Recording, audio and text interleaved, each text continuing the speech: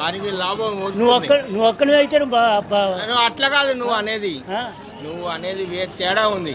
ఎట్లా నువ్వు ఇది అంటున్నావు కదా 10 లక్షలు 20 లక్షలు ఇచ్చింది అది లాస్ట్ కట్టి నీళ్లు కూలగొట్టడం ఏడ కూలగొట్టింది గుడ్ల కొట్ల హైదరాబాద్ లో చూడిపోయి నీళ్లు అదే నువ్వు చెరువు కడితే నీకు చెరువులు ఉన్నాయి లేవా? నువ్వు ఎట్లా కట్టుకున్నావు మరి ఇంకే నువ్వు ఎట్లా కట్టుకున్నావు? కట్టిన గూడు చెడగొట్టి కట్టిన గూడు చెడగొట్టి సూర్యాపేటలో ఉన్నాయి చెరువు నువ్వు కట్టిన గూడు చెడగొడతావా?